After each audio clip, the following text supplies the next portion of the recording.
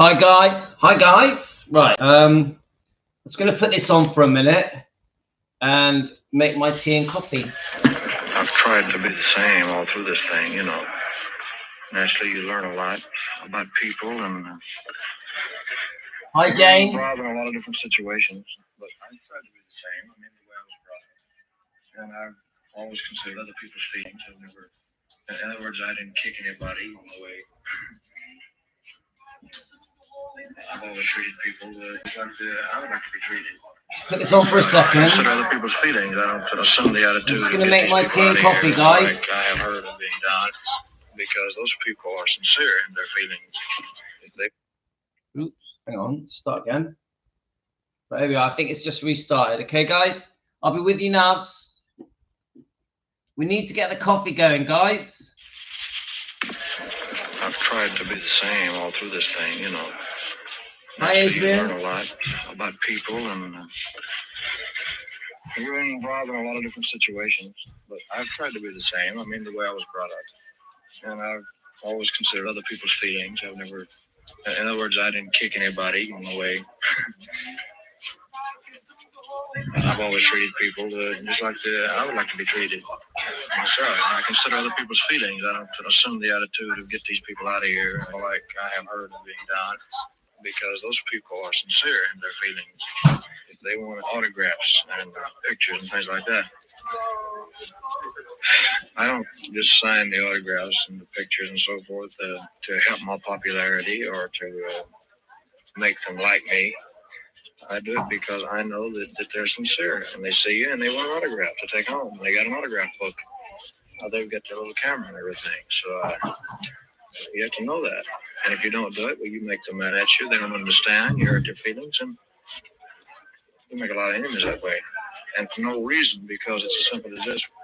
Once you get involved in this racket, business, your life is public, really.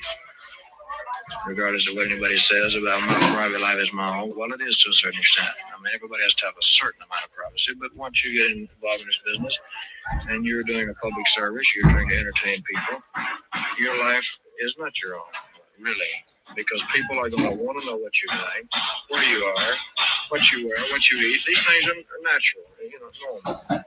And, you have to consider that. You have to consider that these people are sincere. They don't know the kind of life you lead. They don't know what kind of person you are. And so I try to remember that. That's all. It's simple. It's no problem.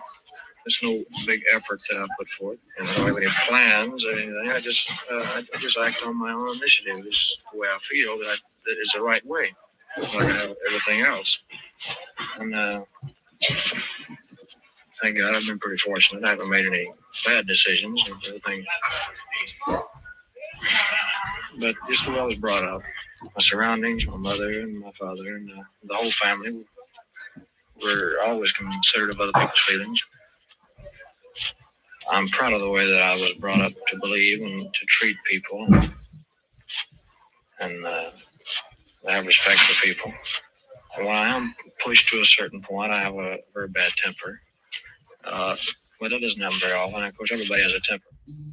And then I don't like myself later. But what I look at myself as, not being, I'm not really playing everything down, but as a human being, really, has been extremely fortunate in so many ways. Although I have had and still have some very lonely. There are times when I really don't know. It feels like I don't know what I'm going to do next.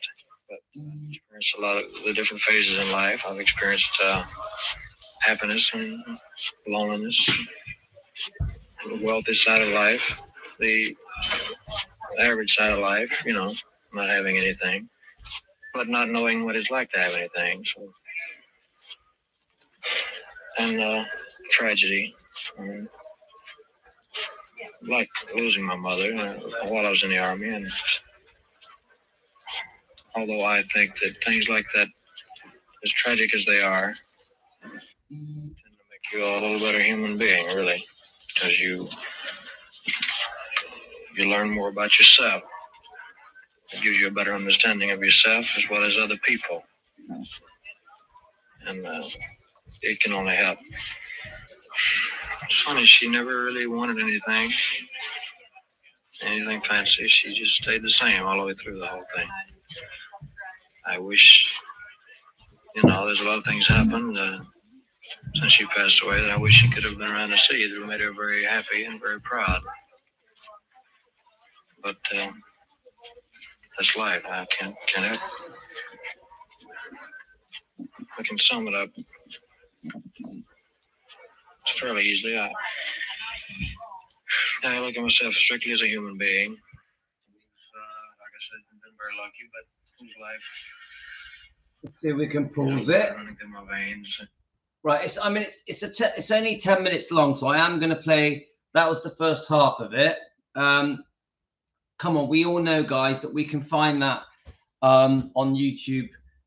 We've all heard it a million times, but God, it's so nice to hear his voice, and so wise. So, like, this is still a very young man. Yeah.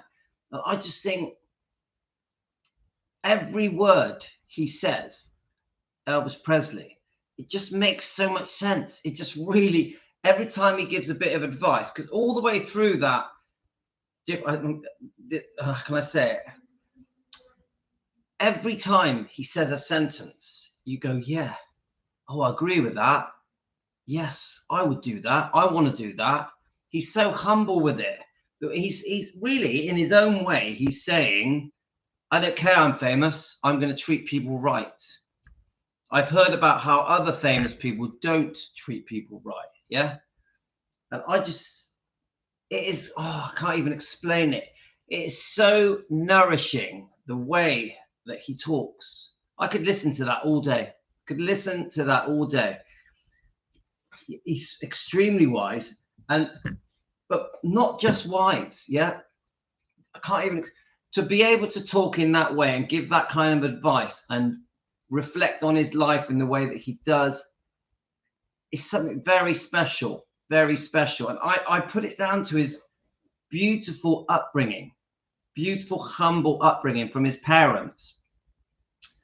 So let's just have a look. Who is it? It's Carol Garbutt. Are you new? I'm sure that's a new name. Now, this is Defending Elvis Presley Fans Want the Truth. We get together 2 or 3 times a day. We get a coffee.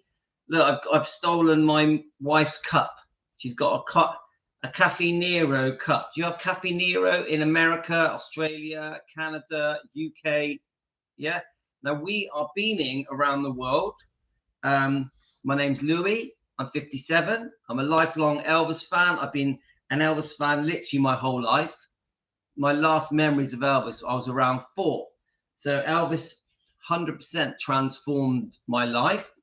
And we here with Team Elvis come together, and we just chat about Elvis, don't we? Anything Elvis. Now, lately, we have been talking a lot about Lisa Marie, a lot. And of course, Priscilla. We've been talking about Scientology. Last night, we had the tarot card reader giving us her views on Priscilla.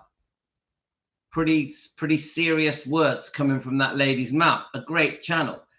Now, at the moment, it's a very hot topic talking about Priscilla and the way that she barged into, in my opinion, into the Graceland book signing of Riley Keough. So we're talking a lot about that. All of the subjects at the moment that we are very interested in. Oh, Carol, I'm so glad that you've joined us. Thank you. Very welcome to Team Elvis, so we can defend Elvis and the bloodline together. You're very, very welcome, Carol. What country are you in, Carol? Let us know something about yourself. When did you become an Elvis fan? Darlene, is that another new name? Darlene, welcome to Team Elvis. If it's your first time, have you been on our show before? Where are you from? How long have you been an Elvis fan? Team Elvis here. We are a small family. We are very inviting to new people. We like more people joining Team Elvis, so our movement can grow, so we can defend Elvis and his bloodline around the world. So introduce yourselves, please. You're very welcome here, very welcome. So at the moment, I almost feel pulled into having to speak about Priscilla, Riley, of course Elvis, and massively into the book, From Here to the Great Unknown. This is like, everyone's talking about it. Everyone, all Elvis YouTube channels, probably on Instagram, TikTok, and Facebook as well, are all booming at the moment because everybody is searching for information to do with all the revelations that Lisa Marie put on her tapes and asked Riley Keough to step in and help her finish this book one day. And Riley Keough unexpectedly wasn't thinking that her mum was going to die so soon, and took on the mantle on behalf of her mother to put thousands of hours of work in, not only create the book, which must have been very difficult, very emotional for her, but also to promote it around the world. Riley is massively promoting this book. She is making sure that the public, the Elvis fans, the media, the news companies, the TV companies, social media, everyone is talking about this book. And this book is a massive bestseller, #1 on Amazon. Isn't it on the New York Times bestseller? And the reason I know it's #1 on the New York Times bestseller is because Finley Lockwood, Elvis's granddaughter, posted on her Instagram that this is the #1 New York Times bestseller. She also posted the Netflix documentary that's coming out on November the 13th. So you can tell that the twins, Elvis's grandkids, Lisa Marie's beautiful children, are Elvis fans. Elvis fans, guys. Isn't that so good to know? So I want to just listen to a bit more of this. Let's just have a look. Let me see if I can get it up. We're about halfway into it, aren't we? Yeah. Let me just sort of. Let's get it. Hang on a minute, guys. I want it to be good, right? We must make this work, right? So look. So I've been running around for my kids this morning. I had to take one to work, one to football. I've literally spent over an hour driving just to make sure that my kids can either go to football or to work. So I'm sort of behind, yeah. But I'm going to catch up. Don't worry. Let's have a look. Ooh, not that one. Right. Let's go back to where it is. Right. Here we go. Here we go.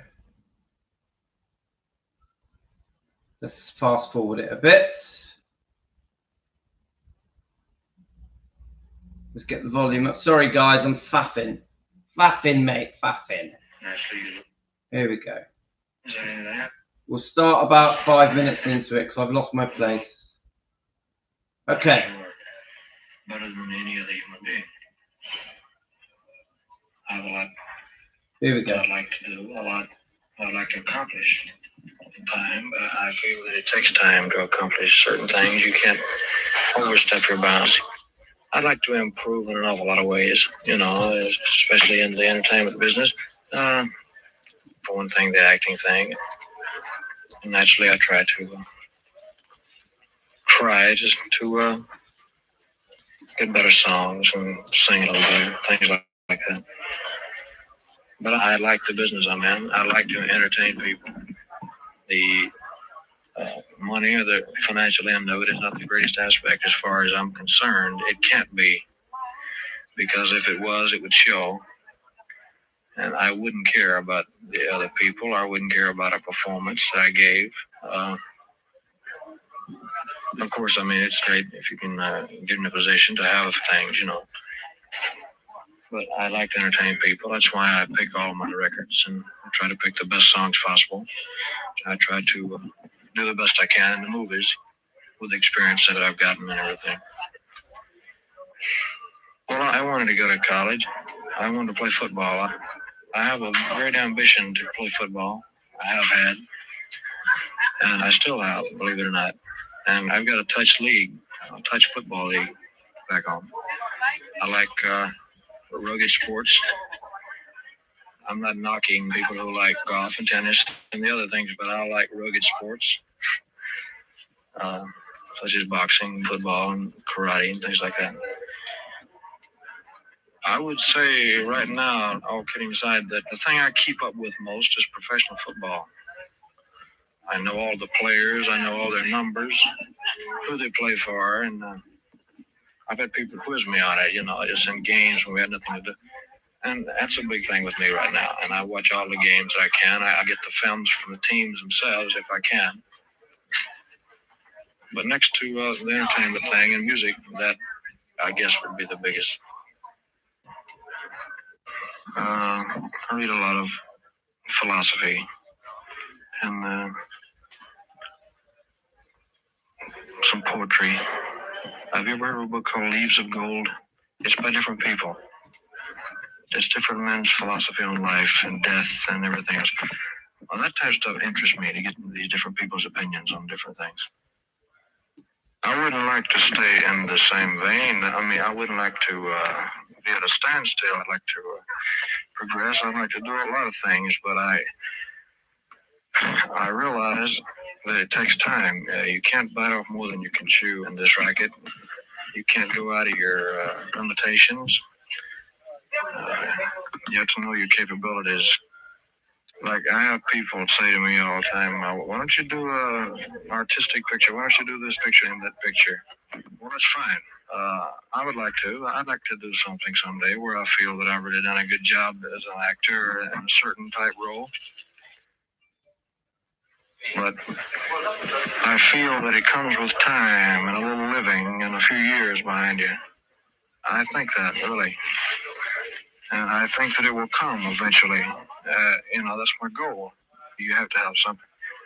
But in the meantime, if I can entertain people with the things I'm doing, well, I'd be a fool to tamper with it. It's ridiculous to take it on your own and say, well, I'm going to change. I'm going to apply. I'm going to try to appeal to a different type of way. Because you might not. You might not. And if you go for a few times, you don't get many more chances in this business. That's the sad part about it. So you're better off, if what you're doing is doing okay, you're better off sticking with it until just time itself changes things. I mean, that's the way I believe, really. I like to work. I like to have a little time off, too, where I don't have to do anything, which I've had very little of since I've been out of the Army, but these obligations and things I had to do, I've got to do just like I've always done, going by impulse and just what I feel on the spur of the moment. That's the only way I can operate. Naturally, I was 19 years old when I started out. So you get a little older, you learn a little more.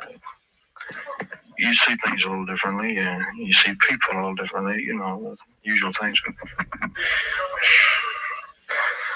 But I think my biggest thing would be consideration for other people. The thing I was talking about, consideration for other people's feelings, because in doing that, you can keep yourself from becoming hardened and hard,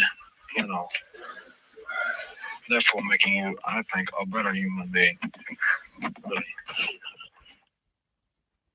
Okay, I think that's it. So just giving you guys a chance to come on. So normally I spend like 2 hours just talking non-stop, like blah, blah, blah, blah, blah, blah, blah, blah. In this one, we are going to watch some other videos and we're going to review them. One is Scientology. The other one is just a random channel that has done a bit of her own documentary on Elvis, Lisa Marie and Priscilla. I found it quite interesting, so I wanted to play that just to see her point of view. This channel is called Fascinate. I'm not going to play it from the beginning. I want to get to the part where Elvis has passed and the knock-on effects that has on Lisa Marie's life. Yeah. So just I just want to say, guys, look, we are very, very upset with Priscilla. We are very upset with her. If you look at my live streams, and we do 2 or 3 a day, I clearly, constantly complain about Priscilla. I bring up as many things as I can of the things that she has done wrong. Many, many things, yeah? And that is why we're here. Isn't the main wrongdoing that has happened to Elvis and Lisa Marie and Riley and the twins, most of it comes from Priscilla. I'm not going to deny that. But I never name call. I never name call. So now we are different than other channels sometimes. The way we defending Elvis Presley with Team Elvis, yeah, I want us to be a little bit different. I want us, I want to say this in a nice way. I definitely do not want us to be a hate channel. I don't want defending Elvis Presley to be, oh yeah, let's go and join with Louis and we can all hate people. No, we come from a place of love. We fully support Elvis and his bloodline. We have a kind, good-hearted style of defending Elvis. That we will break down the wrongdoing of anybody that has been unfair to any of the Elvis Presley bloodline. We will break it down and we will go through it and we will defend vigorously. I can hear the dogs. Remember, we're in my kitchen. Right, come on. I have 2 dogs, 5 kids, and a wife, and I defend from my kitchen. And I encourage you guys to get a tea. It tells me the postman might be here. 1 second. Right, Ella, come on. Ella. Shh. Ella. Right, no, that's enough. Come on. Right, let me just finish on my waffle. I hope you guys have got yourselves a cup of tea because we're going to be here a while. Yeah. Now, I don't want to keep going on. I'm not trying to lecture you guys. You guys are family to me, and a special welcome to the new people. I'm really pleased when we get new people on here. But we have a different style on this channel. Defending Elvis Presley, fans want the truth, and I won't allow us to be called a hate channel. I won't allow it. So please, no name calling. No name calling, yeah? And yes, please let me know all of the things that you are very upset about, any wrongdoing to Elvis, especially by Priscilla. And we will bring all these things up, yeah? And we will vigorously expose Priscilla, yeah? We are very upset with Priscilla, but no name calling, yeah? We're going to do this in a respectful way. Other channels, they rip into people, call them disgusting names. I ain't doing that. That isn't my style. We come from a place of kindness, a place of kindness. So I don't want to offend anyone, but it does bother me when there's name calling because I don't want it on my channel. I don't want it on my Facebook. I don't want it on the 24 chat. What I've been doing on the 24 chat, on Defending Elvis Presley Facebook chat, I've been deleting all the hateful comments. I don't want to see it. We're going to defend properly. We're going to do it in a classy way, yeah? But I do want you to tell me all of the wrongdoing that people are doing, and we are going to get justice for Lisa Marie. And to get justice for Lisa Marie Presley, we are going to expose the wrongdoing of these people, including Priscilla, okay? So you're going to find now that as we go on, now, I've been listening to this guy. Let's just have a look. Now, we've been talking about this guy. He's on the TV. He was on the TV behind me. Let me just find him. Right, here we go. Now, Sergedelmar. Okay, he was obviously part of Scientology. He has very, very strong views about Scientology and defending Scientology. I think the basis of his views on Scientology are to ban children from Scientology because of their disgusting views on children. They try and treat children like adults, which is just weird. Yeah. Now, you guys know I am very, very against Scientology. Very, very against it. And I was listening to, let me just show you the name of the, there we go, Sergedelmar. Please subscribe to this channel. It is excellent. Sergedelmar. Please subscribe to this channel. Yeah. Let me just, I will check your comments in a sec. I just want to find that video. It's typical. I get these, I store them onto my, let's see if I can find them. I store them because I know I want to talk about them. And then they disappear, which is quite annoying. So have a look. Let's see if I put it here. Is that it? Yes, this is it. I got it. Now, let me just click on it. Now, obviously, and you had from Elvis. So you're. I'm not going to play it from the beginning. We are here to review it. He does know. Let's get the internet. He does. Right, let's have a look. Having. That's right. So in 1987, when he wrote Priscilla, Elvis, and Me. Right, hang on. Let's just do this. It was all about spewing his gut. Right, so okay. for all those people, I want to make sure that we've got a good version of it. Let's have a look. Let's get it up. Let's get it up. Come on. Now, I love the way this guy exposes Priscilla. I love it. It's like he's got his own style. He's a good-looking man. He's only a young man, but he really hits. He really does hit the nail on the head. Yeah. So let's just click on it. Now we're not in a rush. Remember, guys, we're doing this. This live stream could go on for a few hours. I do faff around. We're going to get to it though, bit by bit. We're going to cover all these things. I got a few things I want you to watch. I want to just give anyone that's bought me a coffee, hit the coffee button. Thank you so much. Anyone that sent me a super thank you so much. I really appreciate it. Any new members, and we have got a couple of new members again, guys. Thank you so much. It's only $1 a month, and I tell you what, I think we're up to 55 members now. Yeah.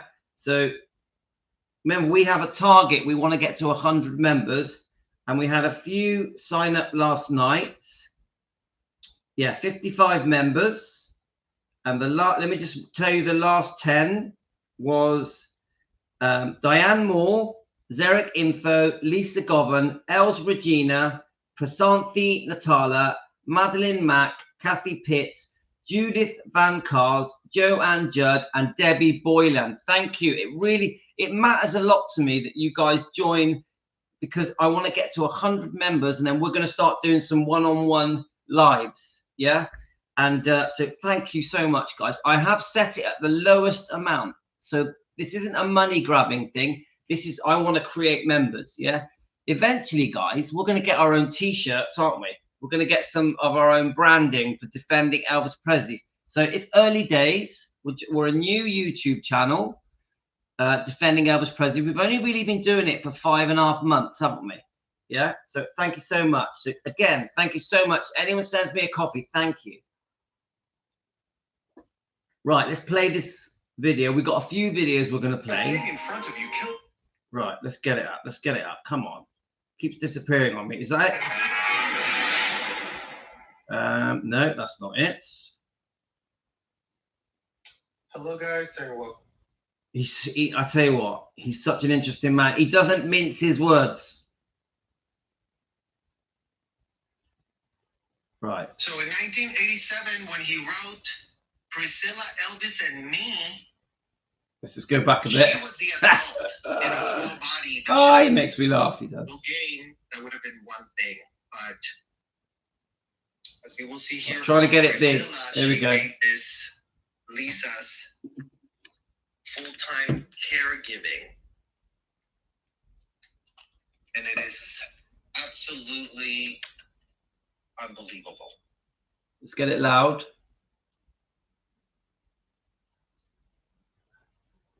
Oh, and so for all those people that are going, oh, she really did leave. Well, listen to this. All right, here we go, guys. Oh, John Travolta, what can you do for me? All right, he's talking about John Travolta, because we know that John Travolta introduced Priscilla to Scientology. And when Lisa Marie gave birth to her second child in '92, she did so following guidelines created by L. Ron Hubbard, founder of Scientology, in complete silence in a calm and supportive environment, as reported by AP News. So the reason we're denouncing all of this dysfunction, you guys, again, for those that are new to this channel, is because of the type of environments that underage children end up in through no fault of their own, through no ability to consent for themselves, and through parents that become sycophants, willing adult surrogates, willing submissive adult surrogates of a convicted felon that is still, as of the year 2024, being pitched as an American bred God, as a so-called American bred God. Imagine what type of idiot you have to be to have the court records of a full-blown felon that was indicted for defrauding people, and then you go, oh, it doesn't matter that he's just a complete and utter fraudster. Let's pretend that in America, we call that a God. Let's pretend we gave birth to a God in America. And again, if all of the adults wanted to really pretend that to be part of their little game, that would have been one thing. But as you will see here from Priscilla, she made this Lisa's full-time caregiving. Now remember, we're trying to expose Priscilla. Absolutely unbelievable.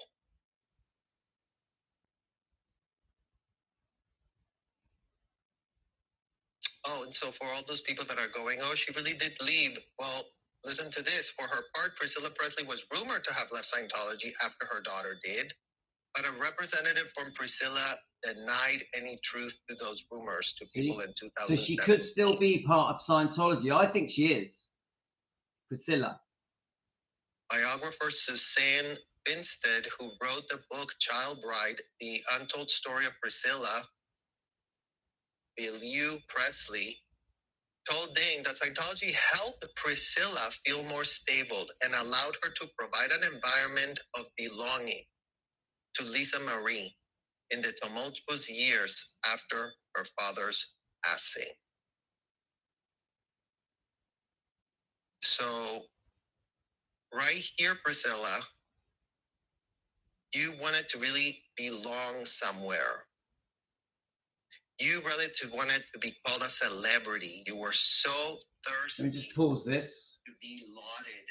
Because we're reviewing this, so I do want to butt in. Now, I was saying this, I think, in last night's live stream. Last night's live stream was quite emotional. I played a couple of videos that were quite upsetting about Lisa Marie. At the moment, I'm really trying to get justice for Lisa Marie. It really is on my mind, even keeping me up at night. Last night, I was like, I'm so upset. The more I'm learning about what Lisa Marie went through at Scientology, her treatment from Priscilla, the fact that I don't feel that the press at the moment are properly defending Lisa Marie against these allegations of Michael Edwards' SA abuse. Yeah, I'm quite upset that, yes, we are. The book speaks volumes. Yeah, it's shouting, look what happened to me. It's shouting it, and I commend Riley for pushing this book like crazy so the truth comes out. Yeah, I love that. And this book is doing a lot of talking, yeah, on behalf of Lisa and all the horrible things that she went through. But we as fans, especially, all around the world, Elvis fans around the world. At the moment, we feel a bit muted. We feel a bit like it's all being swept under the rug. The news companies that should be screaming out loud, oh my God, look what happened to Lisa Marie, Elvis's only daughter, Finley and Harper and Riley Keough's mother. Instead of the press, the interviewers, demanding answers, it's all gone quiet. It's all gone quiet. It's only us, the defenders of Elvis, the Elvis fan channels, that are screaming, we need to be heard. We want Lisa Marie. We want justice for Lisa Marie. And I went to bed last night and I was quite upset. I was like, I keep envisaging it. What's the word? Envisaging, if that word exists. I'm imagining poor Lisa Marie at 10, 11. I don't know the exact age that she was when she was dropped off at 2 in the morning. I think she says it in the book, 2 in the morning. I might try and find it. By Priscilla. Yeah. And I imagine this poor little girl, this scared young girl who had this very comfortable life with Elvis and Priscilla at Gracelands and the different homes they lived in, whatever. And I'm just like, could you imagine how scared she felt going into this massive organization with these extreme rules, a very harsh way of treating children? Yeah, is the word indoctrinated, brainwashed, almost like being in a prison. And I feel for her so much, because I know that eventually she got used to it, Lisa Marie, but she must have gone through hell adjusting to the Scientology way of, they call it a religion, but we know it's not, it's a cult. But it's almost like I'm imagining, this is how I feel, guys. I'm imagining that this is my own child, 10, 11 years old, and I've passed away. So my wife takes my child because she's more interested in her own career, her own future, making more money, yeah, being famous, being in the spotlight. I'm imagining that happening in my life. And then at 2 a.m. in the morning, this poor girl is dumped into Scientology. Then I imagine the hell that she went through.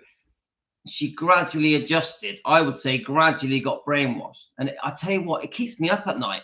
Seriously, guys, it keeps me up at night. I'm like, sometimes I feel like Lisa Marie was my child, because I'm like, I'm so emotionally connected to this, what is happening at the moment. And this book, for me, has really brought things to the head, has really brought emotion out in me to be even more protective towards Lisa Marie. I'm more angry towards Priscilla as well. I keep saying we don't want hate here. We don't want to preach hate, and that we're not a Priscilla hate channel. But I tell you what, it's frustrating. It's frustrating because so much has come out now. We're learning so much now that we have all been proved right about the serious wrongdoing from Priscilla and Scientology towards poor Lisa Marie, and obviously Michael Edwards and everything that went with that. But not just that. Even when Priscilla ran off with Mike Stone, the karate guy, the karate instructor, the karate champion, the hell that she went through then. Because in 1972, when Priscilla went running off with Mike Stone, she took Lisa Marie with her, away from her father.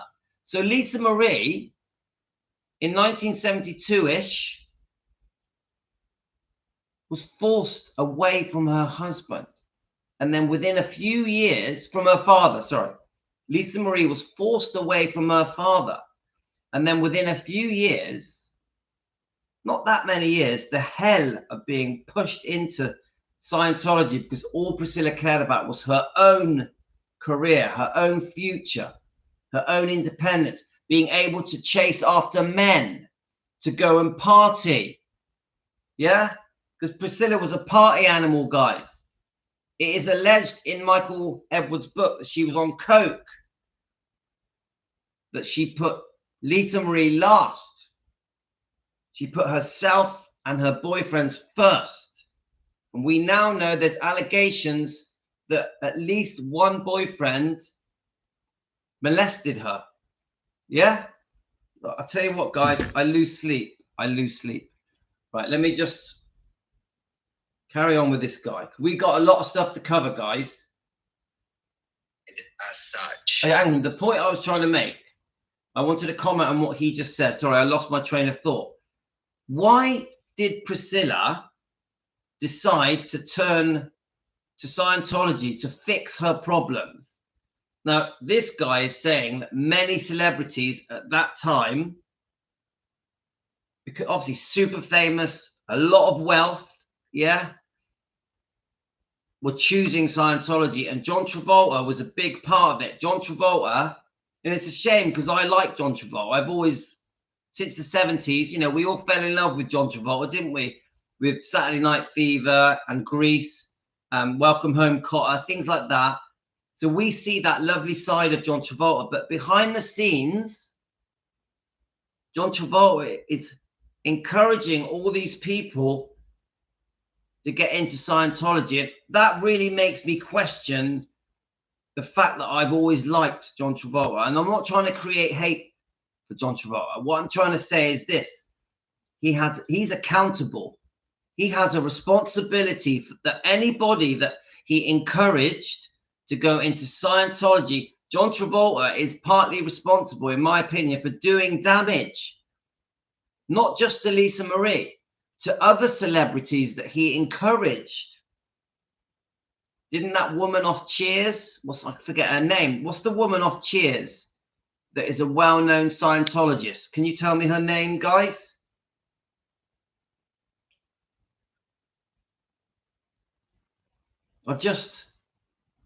I see John Travolta, who at the peak of his fame, you know, the Saturday Night Fever and Grease, those two films came out very close together. This very, very handsome, charming superstar. He was a superstar. He was big, guys. At that, I would say in 1977, he was as big as Elvis for a short period of time. And behind the scenes, he's encouraging all these celebrities, young children celebrities, because Lisa Marie was a child, to get into Scientology, and he may have even dated Priscilla. Is that right, guys? Yeah, Kirstie Alley. Thank you, Linda. Yeah, it's all of the same group, isn't it? The same group. Now, John Travolta really has questions to answer because these children were damaged. Some people say that the part of the reason that Benjamin did what he did, died the way he did, was because of Scientology. Benjamin, Elvis's grandson, Lisa Marie's son. Remember, that completely ruined her life. She was never going to come to terms with it. So my point with this guy here, what he's about to talk about, is Priscilla, for some reason, wanted to be part of that world. There was many celebrities joining in Scientology, and Priscilla looked to Scientology as the answer to fix everything, to fix all her problems, to fix Lisa Marie Presley. Yeah? She wanted to be in the club. Priscilla wanted to be in the Scientology club because that's what celebrities do. And I think, like a sheep, she went along with it, guys. I think Priscilla went along with Scientology. And I think not only are they brainwashing poor Lisa Marie, I think they brainwashed Priscilla. Because I don't understand why Priscilla has not grieved for Lisa Marie and Benjamin. Specifically Lisa Marie. We have never seen Priscilla grieve. And isn't this all part of Scientology, where they cut off emotion, where they act as if there is no death, there is no age, that you shouldn't show emotion, depression doesn't exist. Yeah? This weird teaching of Scientology, where you can lose your own daughter and act like nothing happened. You can lose your own daughter and act like nothing happened. And every time I see Priscilla showing any kind of emotion when it comes to Lisa Marie, it doesn't feel right. It feels fake. It feels false. You look at the Piers Morgan interview where she goes, "Oh, turn off the camera." It doesn't come across real. Look at the Riley Keough interview, no, book signing, where I think Priscilla stormed in and took over and ruined the book signing with Riley Keough in Memphis at Gracelands. And she doesn't use that as an opportunity to grieve for Lisa, to grieve for Benjamin, to praise Riley Keough's book. Don't forget, the book signing event was to praise the book. That is the whole point of the book signing tour that Riley Keough is doing, to push the book, to get the message out there that Lisa Marie wanted. But no, she walked in there and just giggled and laughed and belittled Lisa Marie. I think ridiculed Lisa Marie, called her a druggie, a drunk, a rebellious child that was chasing after men, that married the weirdo Michael Jackson. I'm not calling him a weirdo. Priscilla clearly couldn't stand Michael Jackson, even saying that Michael Jackson only wanted Lisa Marie for a baby. My point is this. Instead of praising Riley over this amazing achievement of creating this book, which must have took thousands of hours of listening to those voice tapes from her own mother, and that must have been so difficult for Riley. Remember, Riley and the twins have gone through hell. They've lost their mother. Yeah? Instead of Priscilla praising and promoting Riley for all this hard work and dedication that she's done to promote this book around the world, thousands of hours of hard work, she slags off Riley's mum in front of the world, in front of the audience. No sign of grief. No sign of grief for Lisa Marie or Benjamin. She was giggling and belittling her own daughter, Riley's mum, the twins' mum. It doesn't add up, guys. It doesn't make sense. She should have took the opportunity to show grief for Lisa. Because this book, let's face it, is about Lisa. Isn't it? It's about Lisa. It doesn't make sense, guys. And I say Scientology has brainwashed, in my opinion, even Priscilla. There's something not working right in the brain. Here, bang, bang. Hello, you've lost your mum. Hello. This is Riley Keough. You've lost your mum. Priscilla, you've lost your daughter, your grandchild. Wake up. Start crying. Show some grief. Yeah? Right, let's keep going, guys.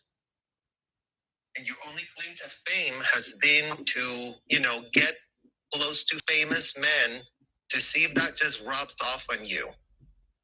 And in the interest of you fulfilling that fantasy for yourself, you left your underage daughter in indefensible, unthinkable situations that are coming to light, because the sunlight is the best disinfectant for all of this corruption and all of these horrific things.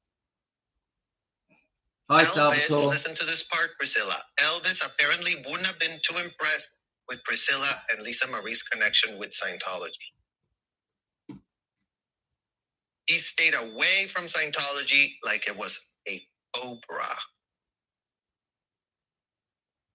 His friend Lamar Fick revealed to Dame. And after one visit to a Scientology center, Elvis left and reportedly said, F those people. There's no way I'll ever get involved with those sons of B. Right, let me just pause that. That's an important point that he's now going to cover. That Elvis went to Scientology and he came out disgusted by them and said, F those people. All they want is my money. Let's keep listening. All they want is my money, unquote, according to Rolling Stone.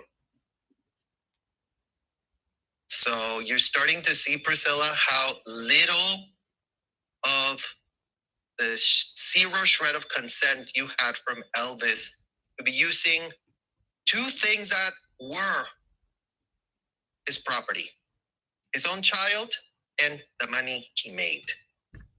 The two things that Elvis owned that he couldn't control after he left, his money and his child, went to who? To exactly the place he told you not to go. You see that? We have to speak about that. Elvis. We have to mention that. I'm going to keep butting in because we're reviewing that video. We're not allowed to just play it straight through.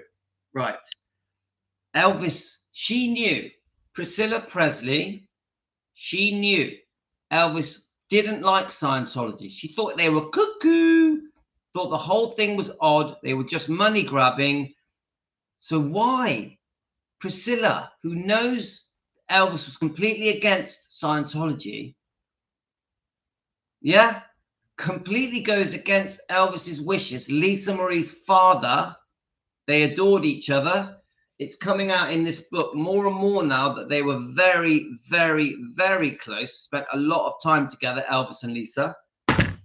And what does she do? She drives down to Scientology and dumps her at 2 a.m. in the morning. It's disgusting. Money.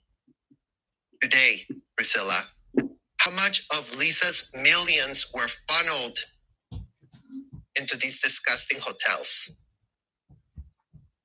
Because you should really start, calculating the amount. So you see just how guilty of that you are. Guilty of not following what the father of your daughter said to do. So you've been at it for a long, long time. You've been there,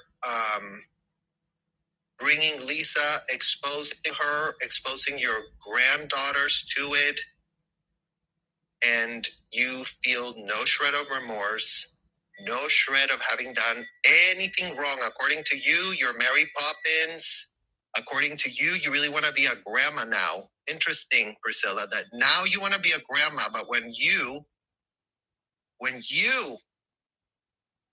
a couple decades ago, where your press and your image was being sanitized, you didn't want to be called grandma, right? You didn't like that. You literally didn't want to be called grandma, but now today you do.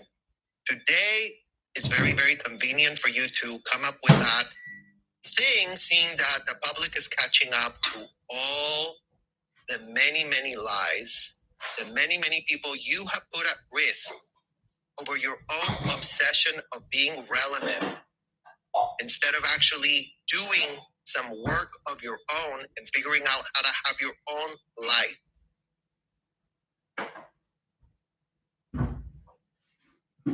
So I'm going to show you another little clip here, you guys, because just so we start understanding how inappropriate this all was.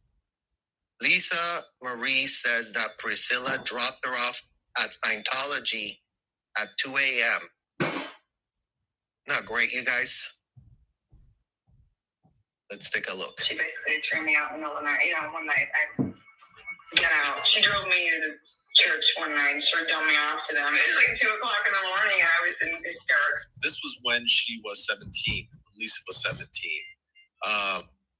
So as a minor, you dropped off Lisa at 2 a.m.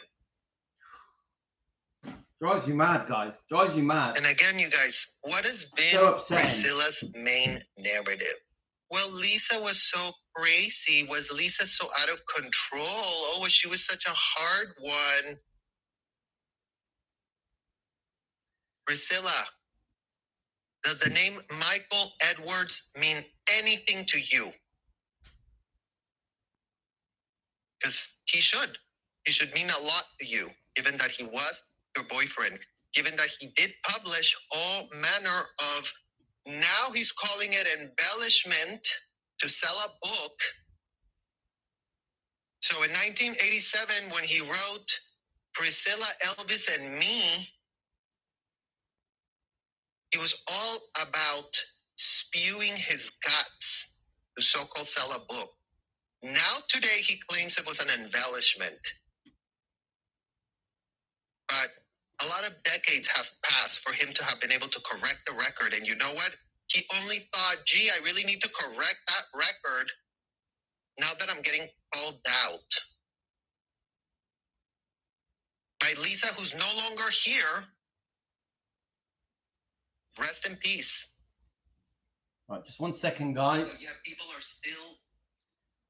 Now, I know, guys, this is tough. Yeah, this is tough. Yeah, very emotional. We're together as a family, Team Elvis, trying to defend Lisa Marie, but I get the comment. It's quite emotional. Okay. One of you, was it Rosa? Let me just get it. I mean, I want to read the comment. Now, one of you, so you bring me to tears, guys. Just a few words. Just, oh, right. Now, so let me just, it's tough, guys, because I just keep imagining Lisa Marie. And then the way that he says that she was dropped off at 2 a.m. by her own mother. And, you know, Sergedelmar, he really gets it right, doesn't he, guys? He really knows. He knows how to say it. And it bloody pulls at my, what's the word? Oh, it digs. I'm trying to find the comment. One of you just said, I think it was Rosa, how do we help these children? How do we help these children? We can't help Benjamin. We can't help Lisa Marie. It's too late. But we know that there are many more children that are being abused, you know, in our opinions, for entertainment purposes, just alleged. We have to say this. And yeah, heartstrings, Jane, thank you. Now, the only thing I can say, Rosa, I think it was Rosa. My twin brother's daughter's called Rosa. So the only thing I can say is all we can do is expose it on our channels, on our YouTube channels, on Instagram, Facebook, TikTok. This guy is screaming it, isn't he? He's screaming it. And I hope that this guy, I hope that his channel just keeps growing and growing, because from what I can see, it's quite a new channel. He still needs to be helped. So all of you guys, please subscribe to this man's channel. He speaks from the heart. He's a victim.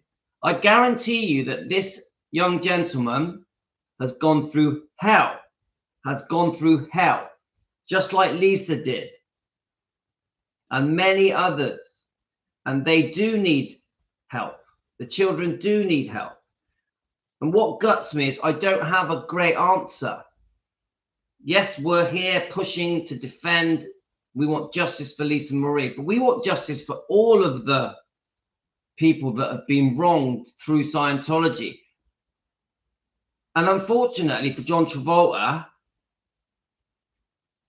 it's so hard for me to say this, because I have always been a deep fan of John Travolta, and I love his films.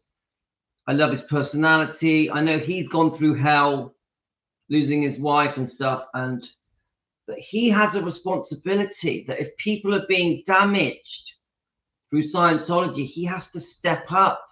Now, I did read, I think I was watching Shauna's show. Was it Shauna's show? Did any of you guys watch Tenderly Loving Elvis? Shauna. And I heard her, someone brought up John Travolta and Scientology, and someone said John Travolta has 1 foot out of Scientology. Is this true, guys? John Travolta, yeah, so do you remember this, Colleen and Linda? John Travolta has 1 foot out of Scientology. Did you hear that, guys? When it was mentioned on Shauna's show? Obviously, you guys know that I fully support Shauna at Tenderly Loving Elvis, and Rhonda at Presley Mania, and Rare Elvis Photos, and Sergedelmar. In fact, any channel that we use their footage on here, I fully support them. I forget the names. What the name of the woman that does the tarot card reading? Such a great channel. But anyway, we need to carry on. We literally will be here forever.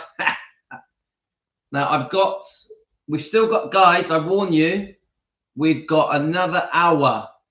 Yeah. So you better have your cups of tea ready, guys. And it's going to be emotional. Okay. We are here to defend Elvis and the bloodline.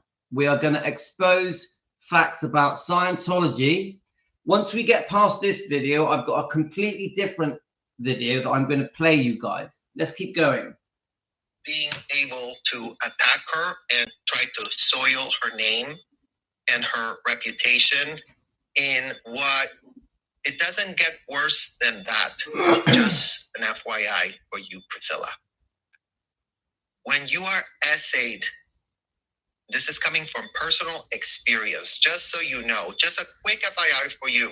When you are essayed during the ages that Lisa is alleging she was essayed by your dead living boyfriend, imagine you spent all of Lisa's formative years projecting that she had a problem, that she was degraded, that she was out ethics, that the problem was her, right?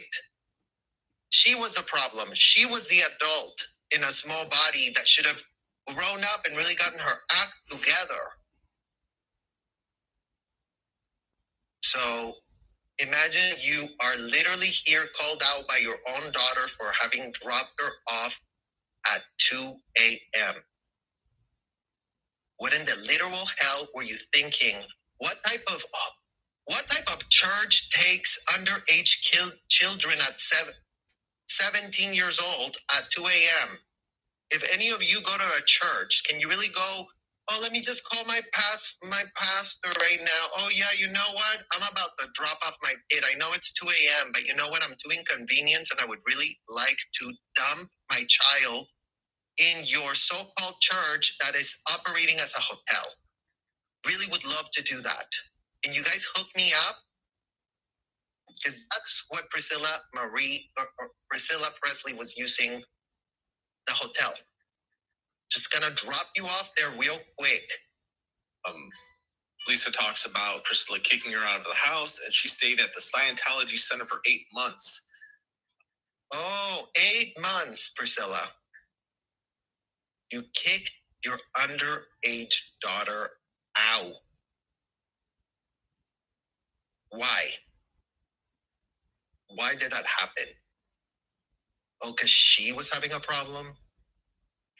She was the problem, right? Lisa is the problem. The underage child is always the problem for the Scientology parents, you guys. So do not get confused. This is not just Priscilla Presley. This is the standard operating procedure that Scientology parents, all of our parents together as a collective decided. Our children are adults. They're just in a small body. Their body age is utterly irrelevant. Now, take that to the bank, because that's where the Scientology parents took this belief, so-called religious belief. We're all the same. Everyone's the same. So who was really going to be in trouble with that level of depraved so-called religious belief being instituted inside of a disgusting hotel where all kids were being spoken to, treated as if they were adults? Like it already came up, you were handling Lisa on what did she do to pull in. What did you do, Lisa, to pull in this? What did you do? How did this happen to you? Because the Scientology parents purport that if this happens to their child, is their child having this, which is an imaginary, delusionary state that the Scientology parents teach you. They go, oh, tutti flow, you're really showing flows.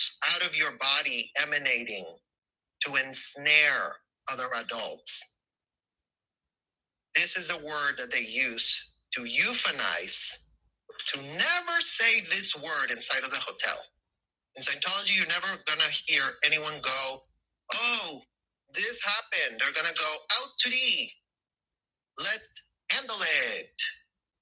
Let's handle it. Start paying a lot of money because we are going to handle this out to the, you have nothing to worry about. The LAPD doesn't give an F. The Clearwater Police Department doesn't give an F. We can do it here inside of our hotel.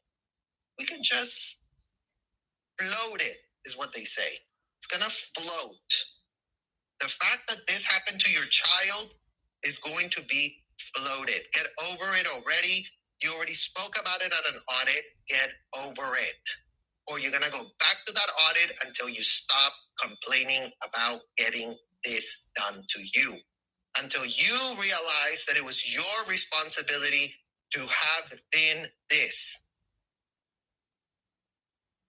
That's the environment. That's why Lisa was acting out. Oh my God, she's so wild. She's so crazy. Did you get the part where you ignored when she came to you and told you exactly what was going on? Only for you to broker an apology? What type of idiot can anyone be? Now, I mean, just look at her age, you guys. Let's literally look at this is what was getting abused. Breaks my heart, guys. Just an Breaks my FYI. heart. when I first heard that, I'm like, oh, Priscilla, come on. But in her defense, playing devil's advocate, it's not easy to raise a kid by yourself, especially if that kid is rebellious. They said that... Right, because this has been the narrative on Lisa, you guys. Oh, you wouldn't understand it. She was just so rebellious. She was just so...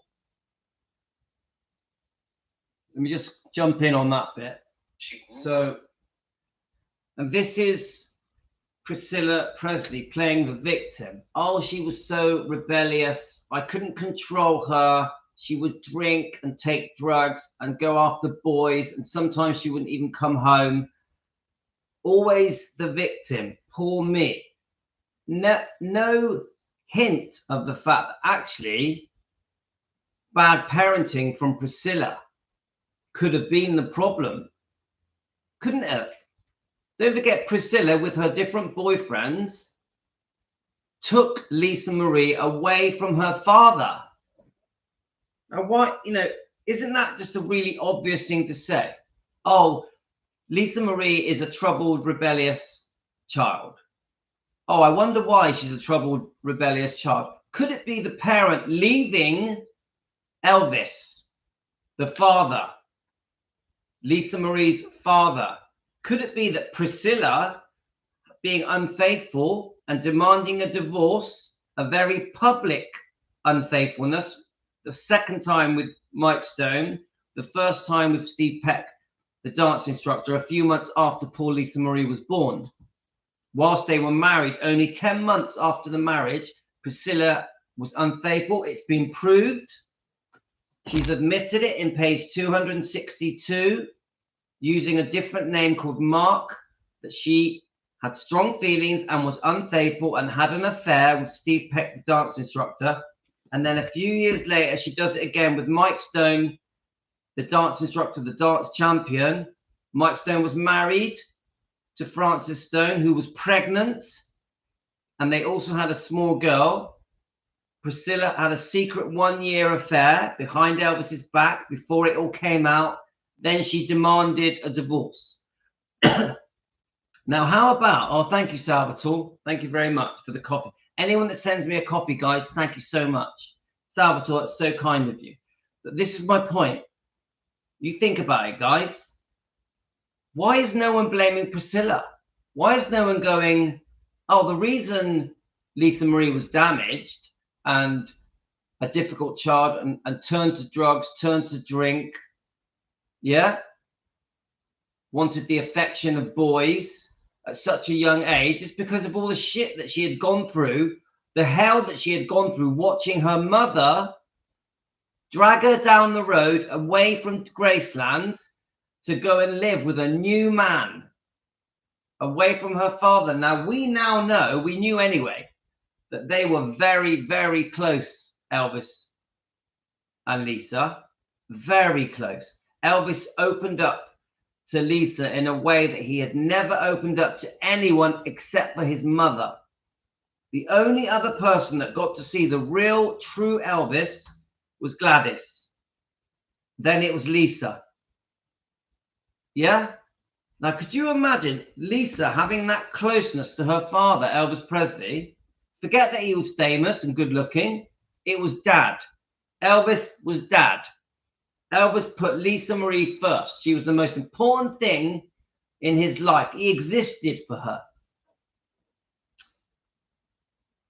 Why are people not saying, oh, the reason that Lisa Marie had such a tough time was because of Priscilla's actions, Priscilla's unfaithfulness, forcing her to live with other men? We now know that there are allegations that one of those men, we have to say it's allegations, even though I fully believe Lisa Marie's words that she put on tape. The reason she put them on tape, because she wants the world to know, she wants her family to know, she wants the media to know, she wants the news to know, she wants the authorities and the police to know. It's obvious. The reason Riley Q has kept it in the book is because she also wants everyone to know the wrongdoing from Michael Edwards while Priscilla was in charge of Lisa. So Priscilla is responsible for this alleged abuse. Yeah, it was put on tape by Lisa's own words. So what should be getting said around the world when they bring up the fact that Lisa was a rebellious child that took drugs, would drink at a very young age, as young as 11, 12, she was doing adult grown-up things at a very young age. Some say she was even addicted as a teenager. Blame the mum, blame Priscilla, blame the person who was money grabbing, unfaithful, complete. All she cared about was the spotlight, becoming famous. Yeah, her own career, her own boyfriends, the many different boyfriends that she had, and then eventually it culminates in a book of lies. A book of lies, in my opinion, for entertainment purposes. Lies, lies, lies, lies, lies, lies. None of this is true. Written 7 years after Elvis died by a divorcee that had given up the name Presley, that had run off with another man and took Lisa Marie away from her father. And this book has been treated like history, like fact, like it actually happened for 39 years, I think it is. And none of it is true, guys. It's a twisted version of reality created to make Priscilla look like a victim and Elvis look like a pedophile. This book, Sofia Coppola used this book to create the film Priscilla that should never have been made. We know Lisa Marie did not want the film Priscilla made by Sofia Coppola. Just the whole thing just infuriates me. Why are the interviewers around the world still treating this book as if it happened? Even the Netflix documentary, which we're all going to watch because we're Elvis fans, it's more based on the 68 comeback special. Why is Priscilla in that? Why is a woman that divorced Elvis, that was unfaithful to Elvis many times, that literally, in my opinion, ruined Lisa Marie's life, why is she on a pedestal on Netflix? This new blockbuster Netflix documentary about Elvis to be released on November the 13th. Why? Why? They divorced. She gave up the name Presley. We've all heard the abuse. We've all heard the abuse, the alleged abuse that Lisa has went through. Yeah? But she will sit there on that Netflix documentary as proud as a queen, when we know there has been serious wrongdoing. There are serious accusations in this book, serious, that need to be dealt with by the authorities. But they are going to play that documentary as if nothing has happened, as if Lisa Marie is still alive, as if Benjamin is still alive, as if Scientology never existed, as if Priscilla has done nothing wrong to Elvis, as if Priscilla was still his wife. I keep saying, as if Priscilla was still his wife when he died. As if Priscilla was still his wife today. As if Priscilla was his widow. She was never his widow. She stole back, in my opinion, the name Presley. She shouldn't be using it. This woman who keeps saying that Elvis is the love of her life, even though she's had so many different boyfriends, some of them for over 20 years, Marco Garibaldi Garcia, Michael Evers for 7 years, who we now know did some disgusting alleged things to Lisa, which he admitted in his own book, which Lisa Marie admitted in certain interviews. Look up the Howard Stern interview. It's all there. I bring it back to my main point. Everybody should be pointing the finger at Priscilla, because the knock-on effects, the ripple effects of her wanting to get naked with another man, Steve Peck, Mike Stone, I know that's brutally blunt, but it's the truth. The knock-on effect of her wanting to bonk another man ruined Lisa Marie's life. Ruined it. Priscilla's need for self-gain, for her own career, for her desires of men and money, because we know that the second divorce settlement was brutal and she wasn't even entitled to the second divorce settlement. She had to accuse Elvis of fraud and lying to get a judge to allow a second divorce settlement to happen. A second divorce settlement that she promised she would never do. She promised that she would never go back for more money after 1973. She also promised that she would stop using the Presley name. But what does she do? She goes back, she gets high-powered attorneys and lawyers, lies about Elvis, gets a judge to allow her to reopen the second divorce settlement, to allow her to go back and get more money, which almost bankrupts Elvis. She creates a deed of trust with her lawyers that gets placed on Graceland's because Elvis couldn't afford to pay her this massive amount of money that she was demanding, this massive amount of spousal payments. She also wanted a percentage of his royalties, which some say forced him to sell his recording rights pre-1973 so that he could afford to pay her this money that she's demanding that he doesn't have. Vernon and Elvis are literally scared to death that they're going to lose Graceland's. Elvis is scared to death that Priscilla will not allow him to see Lisa Marie because she chooses when Elvis can see Lisa Marie. Yeah? Why isn't everybody pointing the finger at Priscilla and saying, look at all the damage you've done? The serious ramifications, the knock-on effect, the ripple effect of this when Priscilla decided to have an affair, be unfaithful, and to run off with Lisa Marie down the road with Mike Stone, the karate instructor, and then everything went wrong for everybody else except for Priscilla. Because for Priscilla, everything went right. You get it, guys? For Priscilla, after Lisa Marie was dragged away from Graceland, God rest her soul, everything went right. Yeah? For Lisa Marie, everything went wrong. Think about it, guys. You think about it. I find it horrific. I find it horrific. In an environment where, yes, both of her parents were compromised. Elvis had his own issues. He was very transparent about those. We all know what those issues are. We all know what those demons are. He wasn't pretending to having it all together, a la Priscilla Presley. Because Priscilla always looks like she really has it together, like she really's got it going on, like she couldn't be more demure and she couldn't be more out of touch with reality, which is exactly what the Scientology people molded her into. She paid to be there. Don't get it twisted. She paid to be there. But kids don't just end up rebelling because there's no reason to rebel.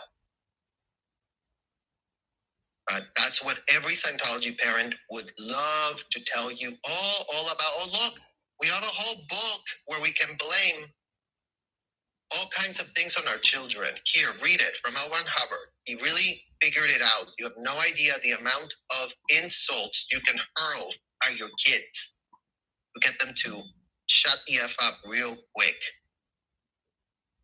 So, why? Why are you literally following the words of a convicted felon, Priscilla? Why are you nowhere on the public record repudiating what in the hell you done? Lisa was on cocaine and alcohol, and Priscilla was having a hard time keeping her disciplined and her life together, really. Yeah, Priscilla, ask yourself, what did you do as the mother, as the neglectful mother that you were? How did you influence Lisa's character? How were you being so out of your mind to be getting the advice of a convicted felon, grooming Lisa to speak the language, the little special code language that you paid to learn inside of that hotel? So for all of you that want to go, the Scientology parents had no clue, you guys, they're poor. BS. They were consenting adults that paid to learn, that paid to be taught a language that they could speak to their kids, a language that no parent should ever speak to their children with, given the fact that, including but not limited to, just to keep it so simple, stupid, these type of fake words get thrown around to hide this. These type of euphemisms that are completely made up out of a convicted felon's brain, put it on a piece of paper and say, you guys, don't ever say this word inside of the hotel, just go with this. This applies to anything related. Anything, could be anything on the subject of sex is just out to the. And I'm just reading your comments, guys. They purport to be able to have a technology pitched by the convicted felon to handle it. Handle. So the words matter because, again, this, Priscilla, breaking news to you is nothing you can handle. You falsely labeling this doesn't make a shred of difference. You subjecting Lisa to audits doesn't make a shred of difference. Doesn't deal with a shred of the trauma. The audit itself becomes the next distractor of the trauma, given that the audits were done inside hotel rooms where children could not say no, where children could not say stop, where children could not say, I want to leave this room. Those three things, just those three things to start with, would land you where? More audit, more you don't get out. You don't get out. We're going to ask you more disgusting questions. We're going to force you to speak of disgusting, traumatic things that were done to you, literal felonies. We're going to make you believe that you owe us that information about you. You owe it to us.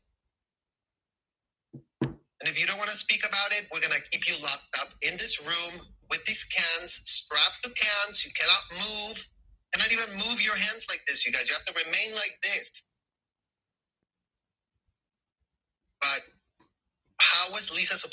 shred of help by doing that to her.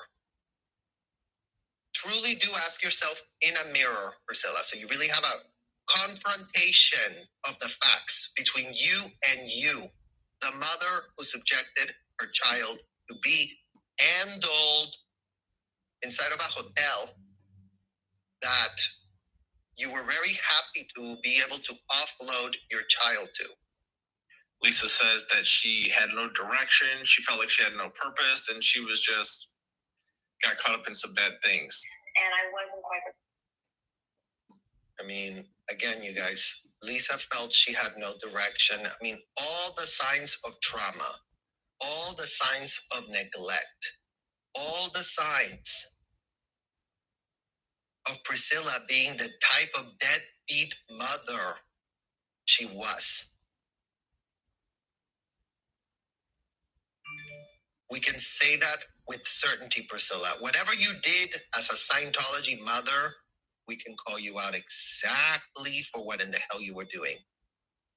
Whatever before that, I have no idea. But what you did to Lisa as a Scientology mother is getting called out because you've been hiding it. You've been literally sanitizing the narrative with your delusions that, you know, had a lot to do with Lisa's abuse, quite frankly. Prepared for it.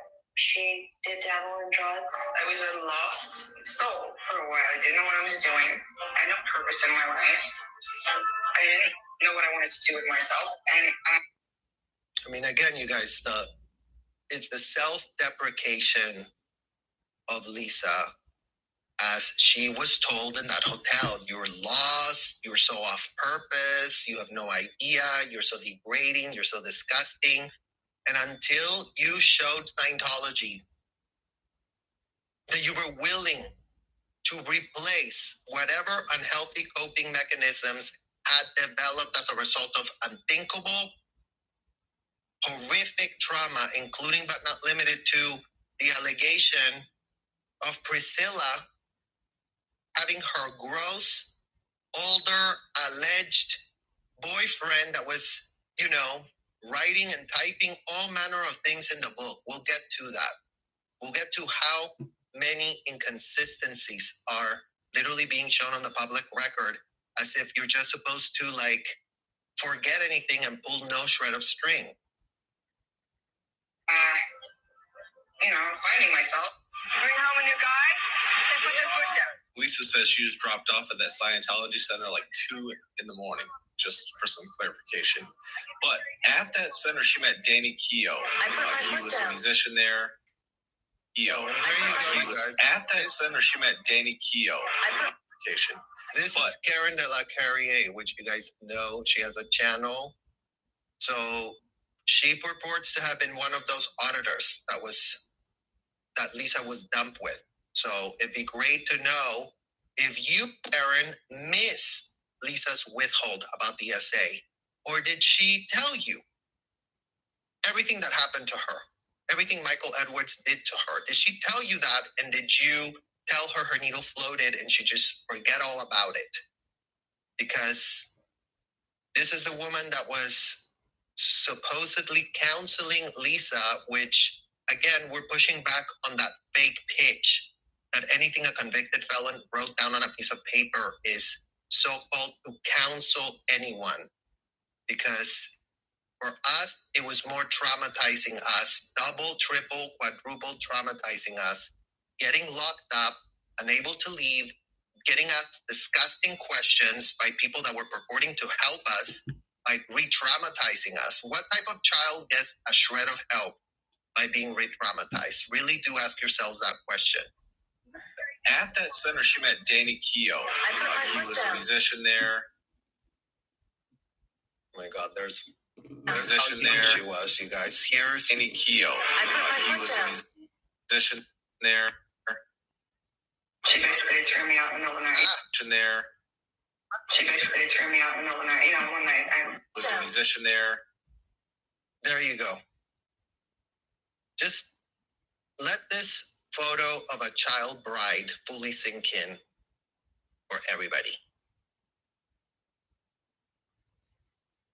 This is a child bride she was 19. Oh, okay. Okay, Priscilla. She wasn't a child bride then. She was 19. Still so young. Still didn't know what in the hell. Still was set up. Because this man, Danny Keough, was not just a nobody, was not the nothing burger. He himself was very well connected to the Scientology people.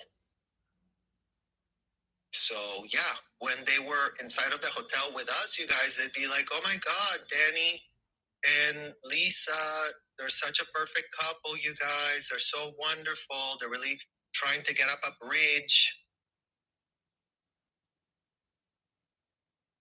So this is Let me not just about pause that. Priscilla making up. Now, the Danny Keough thing is a bit awkward to talk about. I got to sit back because the sun's shining on me. But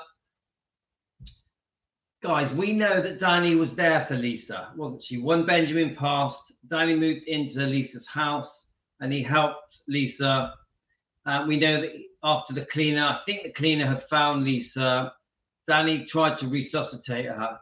But we cannot ignore the fact that Lisa Marie met Danny through Scientology, yet at some function, some event, that his grandparents helped found Scientology. So I think he's insinuating that Scientology had recruited Danny to do work on behalf of Scientology with Lisa Marie. Now, I don't want to go down that rabbit hole too much because I know at the moment you guys see Danny Keough as the good guy because obviously he's Riley's father and they have a beautiful relationship together, a beautiful friendship. Danny does seem like a real good guy. Let's hope that Danny now has nothing to do with Scientology. But he is making a good point. He's basically saying that she was only 19 years old when she married Danny. Now that is very young, isn't it, guys? I wouldn't say you're a fully formed adult at 19. Very gullible, very naive. He's a good-looking man. So there are questions to do with Scientology and Danny Keough and Danny Keough and Lisa to do with the marriage. There are. We can't just ignore it. So it's an awkward one, isn't it, guys? No choice. This is about you betraying Elvis's wishes and legacy. This is about you soiling said legacy by ensnaring your underage daughter into something she could not consent, by ensnaring your daughter into something that her own father didn't want her anywhere near, by exposing your daughter to someone who you would have known if you orchestrated an apology. Priscilla, in what world do you really want to claim with your straight face full of Botox and fillers that you can barely move that you had no idea? Oh, I had no idea, no clue. I wasn't told anything. Well, you, Priscilla, should be calling Karen de la Carrier right now and going, did you miss a withhold on my daughter? Or did you pull it all and did you just float it and did you just pretend and force Lisa to pretend that what's here to see? Oh, we handled this. This floated already. Floated. Because Elvis's warnings were ignored. Full-blown ignored. He became aware of the manipulation and what these people were after. You didn't become aware of that, right, Priscilla? Because you were looking at, oh, I'm really lonely. Oh, these people really want to help me. Oh, these people tell me I'm a celebrity. That's what Scientology does, you guys. So for all of you that are still confused what Scientology does, that's what they do. They're looking for people of influence that they can sink their claws and fangs into, so they can become parasites, so they can wield power by blackmail, wield power by purporting that, oh, we're going to really hook you up with someone that's really going to help you and listen to your deepest, darkest secrets, because they're under what obligation? To help the end user. None.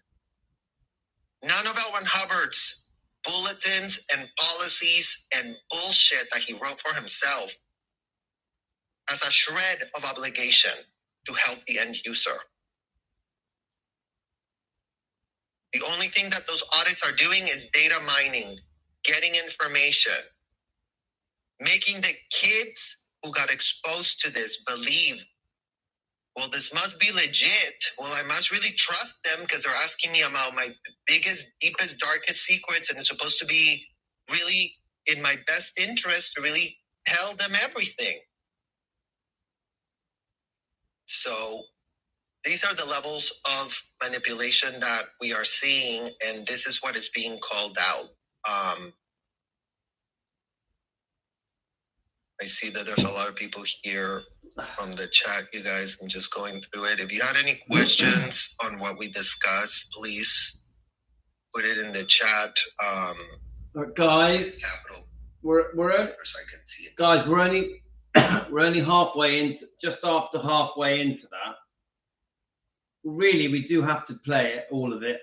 I don't have the time now. I've got to go somewhere.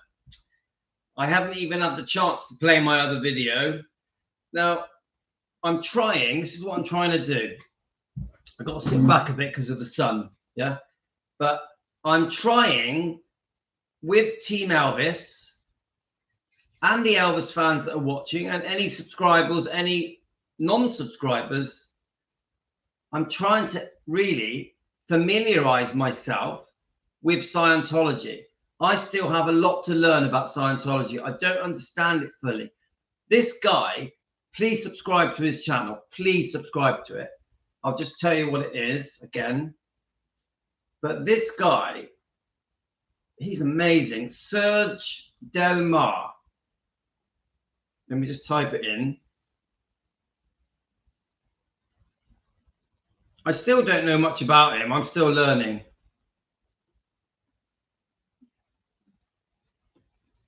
Let me just show you it on the camera.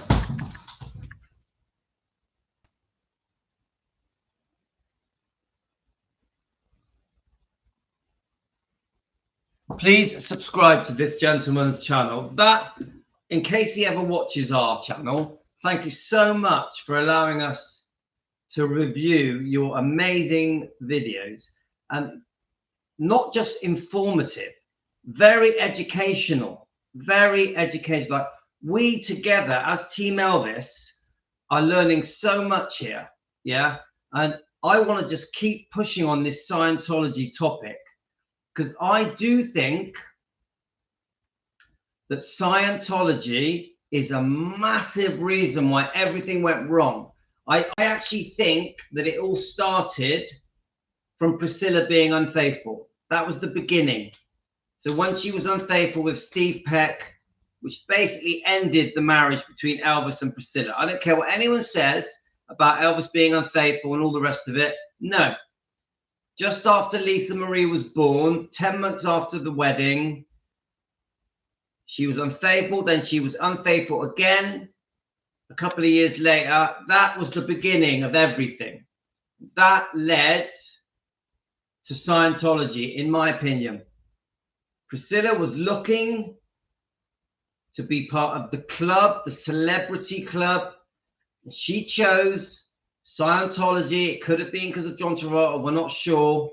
And I think after that, a nuclear bomb went off.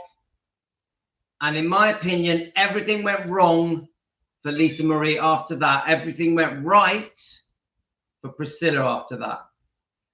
So we do need, I think, to look into Scientology more and more, these kind of videos, because there's other people that are doing videos on Lisa Marie and Scientology, to get to the truth, to defend Lisa Marie Presley.